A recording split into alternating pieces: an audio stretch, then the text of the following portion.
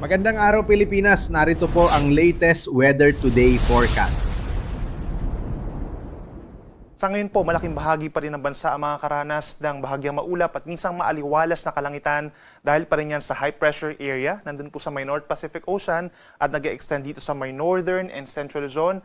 Habang natitirang bahagi ng bansa, asahan lamang po yung minsang kaulapan at mga localized rain showers or thunderstorms. Samantala, yung bagyong minomonitor natin sa labas ng PAR, si international name po na Sinlaku, ito po ay super typhoon category na at patuloy na lumalakas at around 215 kilometers per hour.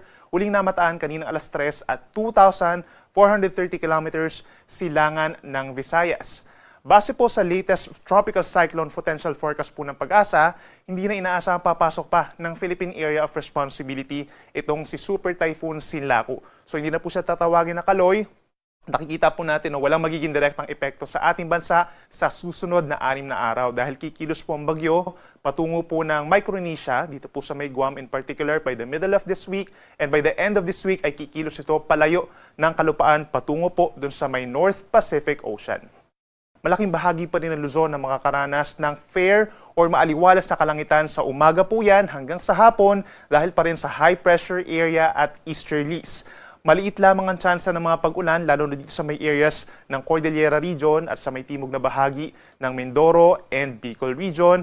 At sa Metro Manila, wala pa rin tayong aasahan po ulan bukas at kakabilang na rin po yung mga paligid na lugar sa may Central Luzon and Calabarzon. In terms of temperature, sa Metro Manila, magiging mainit pa rin at 34 degrees. Meron din po tayong babala ng haze at yung mga air pollutants po sa kasalukuyan sa Metro Manila at mga nearby areas. So make sure po na nakamask tayo, lalo na yung N95, for protection. Habang ilang bahagi po ng Luzon, for example, dito sa may Cagayan and Isabela, maalinsangan hanggang 37 degrees yung air temperature, habang presko pa rin po sa may Baguio at 16 to 25 degrees Celsius.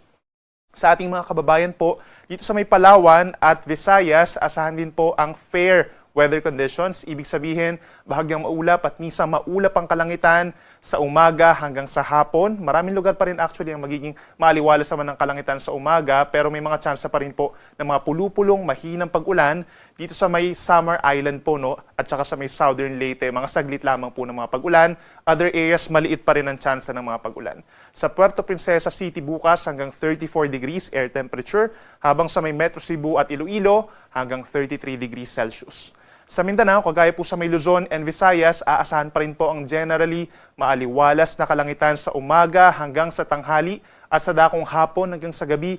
Partly cloudy skies, may tsansa pa rin ng mga kaulapan at pagkulimlim dito po sa timog na bahagi ng Zamboanga Peninsula, sa bahagi ng Bangsamoro Region, Sorsogon, Davao Occidental, may mga tsansa ng pulupulong pag-ulan or pagkidlat pagkulog. Wala po itong kinalaman sa super typhoon sa labas ng ating PAR. Temperatura natin sa may Zamboanga City hanggang 33 degrees, habang sa may Davao City hanggang 34 degrees in terms of air temperature. Pero yung heat indices po natin, posibleng mas mataas pa by 3 to 6 degrees Celsius. So maraming lugar ang posibleng umabot sa dangerous level na 42 degrees Celsius.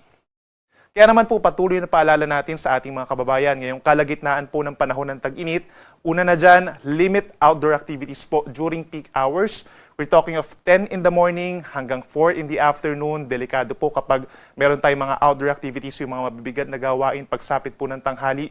Gawin na lamang ito before 10 a.m. at after 4 p.m. No, para iwas heat exhaustion or yung pagkapagod at pagkahilo. Samantala sa mga hindi maiwasang lalabas po ng bahay pagsapit ng tanghali, magbaon po ng payong, sombrero, yung mga portable fans or pamaypay, very usable po yan. At magsuot lamang po ng mga lightweight, yung mga komportable, magagaan na damit at light colors po like white or yellow dahil hindi po ito nag-absorb ng init. At panghuli, yung ating pinakang abiso sa ating mga kababayan, uminom po palagi ng tubig at kapag tanghali, umiwas sa pag-inom ng hot tea or coffee para iwas po sa pagiging maalinsangan po ng pakiramdam natin. No? So ito mga paalala natin is para po makaiwas tayo sa possible heat exhaustion, yung pagkahilo, panghihina at worst case po yung heat stroke. Para naman po sa lagay ng ating karagatan, wala pa rin tayong nakikitang possible gear warning or sea travel suspensions po hanggang sa darating po na weekend. No? We're seeing na malaking bahagi pa rin ng bansa, Banayad hanggang katamtaman ng taas ng mga pag-alon. May mga areas po dito sa may Philippine Sea umabot ng 1 to 1.5 meters. And then kapag may mga thunderstorms, umaakyat pa ng 2 metro yan. But in general, itong West Philippine Sea, Moro Gulf, Sulusi, nasa kalahati hanggang 1 metro ang taas ng mga pag-alon sa mga susunod po na araw.